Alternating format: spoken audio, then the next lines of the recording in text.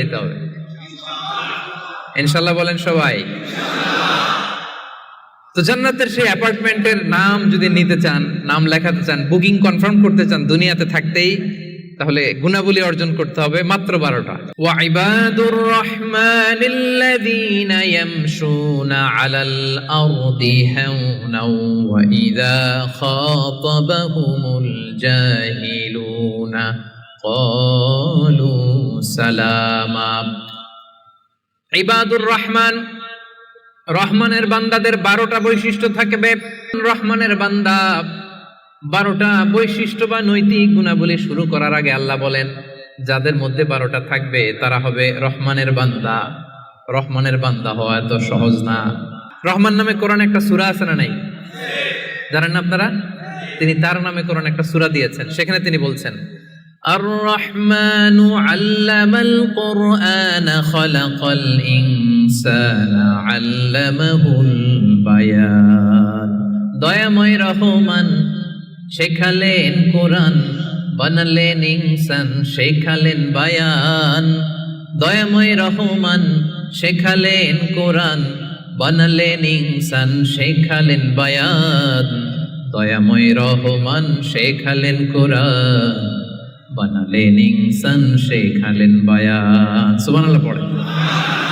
তিনি রহমান, আল্লামাল কোরআন, তিনি কোরআন শিখিয়েছেন। খালাকাল ইনসান, তিনি মানুষ বানিয়েছেন। আল্লামাহুল বায়ান, তিনি বায়ান শিখিয়েছেন। তার নাম রহমান। তার নাম কি?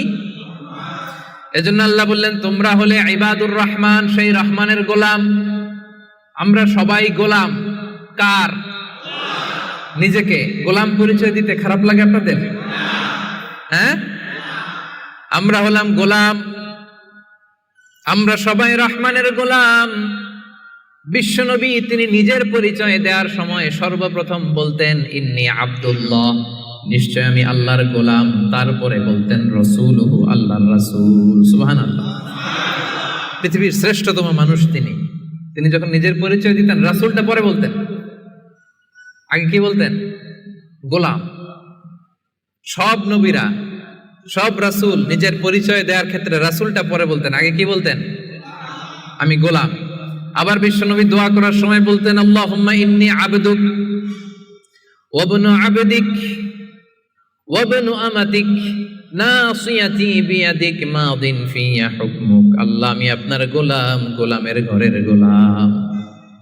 দোয়া করতেন আল্লাহ আমি আপনার গোলাম, গোলামের ঘরের গোলাম, মানে আমার বাবা আব্দুল্লাহ আপনার গোলাম, বান্দির ঘরের গোলাম আমার মা আমিনা সেও আপনার গোলাম, আমরা সবাই আপনার গোলাম, ঠিক কি না? এজন্য আল্লাহ বললেন তোমরা হলে ইবাদুর রহমান, রহমানের গোলাম, রহমানের বান্দা। আল্লাহ বললেন জান্নাতের সেই অ্যাপার্টমেন্টের বুকিং যদি দিতে চাও, প্রকৃত অর্থে রহমানের গোলাম যদি হতে চাও, 12টা গুণাবলী তোমাদের মধ্যে থাকতে হবে।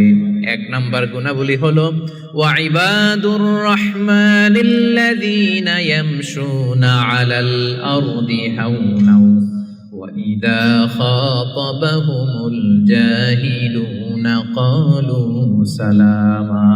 সুবহানাল্লাহ পড়েন।